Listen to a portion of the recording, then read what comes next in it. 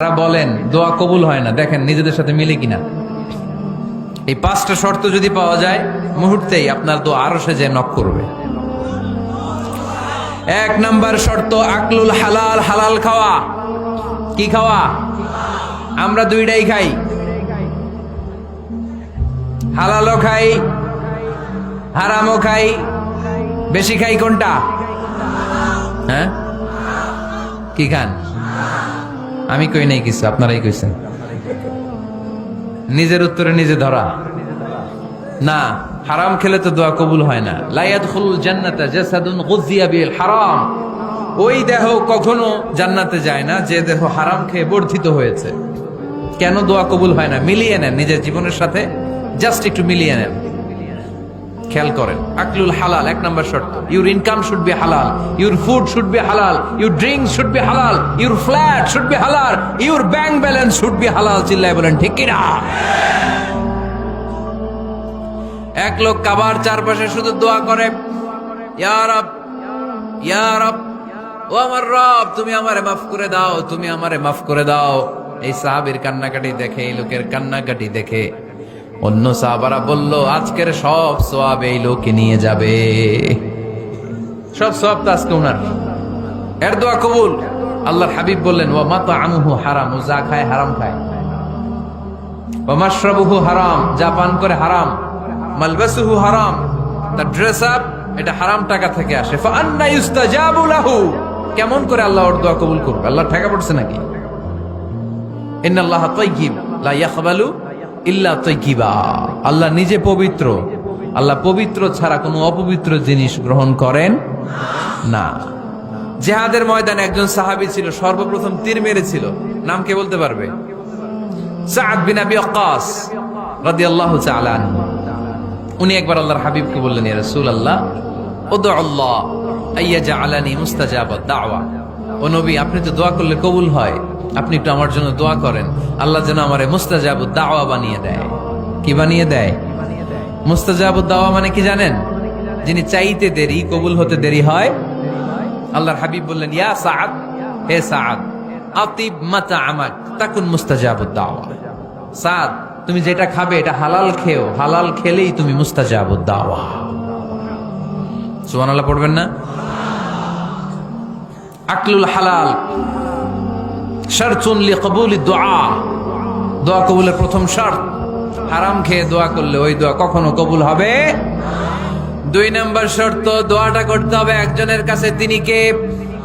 চাইতে হবে একজনের কাছে, তিনি কে? মসজিদে যে আল্লাহর কাছে চাইলেন, দরবারে যে বাবার কাছে চাইলেন, দোয়া কবুল কবুল হবে? হবে? চাইতে হবে একজনের কাছে, তিনি কে? অন্য কোথাও যেন আমরা না চাই। মাজারে যে যাওয়া যায় না, মাজার জিয়ারতের জন্য যাবেন, যে সালাম দিবেন, নিজের জন্য দোয়া করবেন, কবরে শুয়ে থাকা লোকটার জন্য দোয়া করবেন। ওখানে কিছু চাওয়া যাবে? চাইবেন কার কাছে?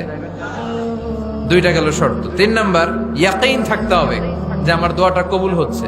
যখন দোয়া করবেন আপনার এই বিশ্বাস থাকতে হবে, আমার রব আমার ফরিয়াদ শুনছে, তিনি আমার কথা শুনতে পাচ্ছে, আমি চাওয়া মাত্রই তিনি সব দিয়ে দিতে পারে, এবং আমার রব আমাকে ফিরাবে না, তিনি দিবেনই। এরকম ইয়াকিন থাকতে হবে। উদউ আল্লাহ ওয়া আনতুম মুকিনুনা বিল ইজাবা, এমন ভাবে দোয়া করো যে তুমি সুনিশ্চিত এই দোয়া কবুল হবেই। এই নিশ্চয়তা নিজে নিজে নিয়ে নেবেন। আল্লাহর উপর ভরসা কম আমাদের, এই ভরসা জাগে না, যারে উনি দিবেনই নিশ্চিত আমি। আপনি নিশ্চিত হলে পেয়ে যাবেন নিশ্চিত। আপনার মধ্যে যদি সন্দেহ, হায় রে কবুল হয় না, না হয়, ওই দোয়া জীবনও কবুল হবে না। ঠিক কিনা? চার নাম্বার শর্ত, সালাতু আলা রাসূলিল্লাহ, আল্লাহর হাবিব সাল্লাল্লাহু আলাইহি ওয়াসাল্লামের উপর দুরূদ পড়া। কুল্লু দুআ মাহজুব মাওকুফুন বাইনাস সামাই ওয়াল আরদ। আমরা যা দোয়া করি সব আকাশ জমিনের মাঝখানে পেন্ডিং হয়ে থাকে। মা লাম ইউসাল্লা আলাইহি, আল্লাহর হাবিব বললেন, যতক্ষণ না আমার উপর দুরূদ শরীফ পড়া হয়। আওয়াজ করে সবাই পড়েন, সাল্লাল্লাহু আলাইহি ওয়াসাল্লাম। আল্লাহর হাবিব সাল্লাল্লাহু আলাইহি সাল্লামের উপর দুরূদ না পড়লে ওই দোয়া কঠিন কালে আল্লাহ কবুল করেন। আকাশ জমিনের মাঝখানে পেন্ডিং। মেসেজ করেছেন আপনার বন্ধুকে, আপনার মোবাইলে টাকা নাই, মেসেজটা কি হয়ে থাকে? পেন্ডিং, তাই না? যখনই টাকা ঢুকাবেন সাথে সাথে সেন্ট, আপনার সব দোয়া পেন্ডিং হয়ে আছে আকাশ। আজকে দুরুদ করে দিবেন সব সেন্ট মুআল্লাক, সব ঝুলে থাকে। মাহজুবুন মুআল্লাকুন বাইনাস সামাই ওয়াল আরদ। মনে থাকবে ভাইরা। 5 নাম্বার সর্বশেষ শর্ত হলো মুওয়াফাকাতুদ দুআই বিদ-দাওয়াব। শুধু দোয়ায় কাজ হয় না, দোয়ার সাথে মাঝে মাঝে দাওয়ারও দরকার আছে না নাই? দোয়াও লাগবে, দাওয়াও লাগবে, ঠিক কিনা? আপনার ছেলের জন্য আপনি দোয়া চাইতে আসলেন, হুজুর দোয়া করেন। অনেকে কলম নিয়ে আসে আমাদের কাছে, কলম। আমি ভাবছি আমারে গিফট করবে, পরে কয় না, গিফট না, ফুদিয়া দেন। ফুদিয়ে দেন কেন? আমার ছেলের পরীক্ষা, আপনার ফু পাইলে গোল্ডেন এ প্লাস। আমি কই সর্বনাশ, লেখাপড়া না করলে ডবল জিরো পাবে, দোয়ায় কাজ হবে না। আগে পড়াশোনা করতে হবে, তারপরে দোয়ায় কাজ হবে, ঠিক কিনা? দোয়াটা ভ্যালিউ অ্যাড করে, ইট অ্যাডেড দ্য ভ্যালিউ। কিন্তু আগে লাগবে লেখাপড়া, আগে লেখাপড়া। অসুস্থ হয়েছেন, খালি দোয়া চাইতেছেন। চিকিৎসা নেয়া বড় সুন্নাহ। আল্লাহর হাবিব সাল্লাল্লাহু আলাইহি ওয়াসাল্লাম অসুস্থ হলে চিকিৎসা নিতেন। সুবহানাল্লাহ পড়েন। দোয়ার সাথে দাওয়া লাগবে। এক ছেলে পীর সাহেব হুজুরের কাছে দোয়া চাইছে, হুজুর আমার সন্তান নাই, আল্লাহ যেন একটা ছেলে দেয়, দোয়া করেন। হুজুর দোয়া করছে, ছেলে হয় নাই। পরের বছর আবার দোয়া, হুজুর দোয়া করেন আল্লাহ যেন ছেলে দেয়, ছেলে হয় নাই। তৃতীয় বছর আইসা বলে, হুজুর দোয়া করেন, ছেলে হয় নাই। পীর সাহেব হুজুর মনে মনে কয়, ঘটনা কি?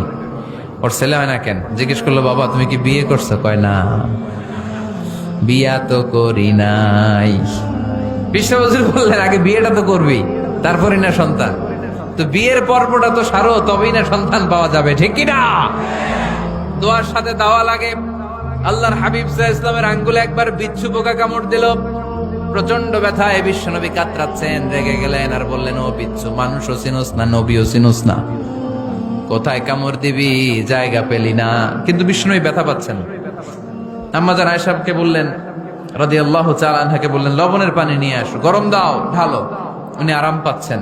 আর সূরা ইখলাস পড়ে ফু দিতে লাগলেন, ফাতিহা পড়ে ফু দিতে লাগলেন। গরম পানি ঢালা শেষ, ফু দেওয়া শেষ, আঙ্গুলের ব্যথাও। দেখছেন কি কম্বিনেশন? দোয়াও লাগে, সাথে সাথে কি লাগে? দাওয়াও লাগে। দোয়া আর দাওয়া দুইটার সমন্বয়ে আপনাকে সফলতা দিবে কে? সফলতা একজনই দেয়, তার নাম জোরে বলতে হবে, তিনি কে? ব্যবসা যদি মন্দা থাকে, ব্যবসায় সফল হতে চান, সফলতা এনে দিবে কে? বিসিএস পরীক্ষা দিচ্ছেন, রিটেনে পাশ করেন না, পাশ করায় দিবে কে? বিয়ের ব্যবস্থা হচ্ছে না, ব্যবস্থা করে দিতে পারে কে? পাসপোর্ট জমা দেয়া, হুজুর ভিসা লাগে না, হুজুর কিচ্ছু করতে পারবে না, করতে পারে একজন, চিল্লায় বলেন তিনি কে? এজন্য বিপদে আপদে সব সময় আমরা ভরসা রাখবো আমাদের আল্লাহ রাব্বুল ইজ্জা ওয়াল জালালের উপর।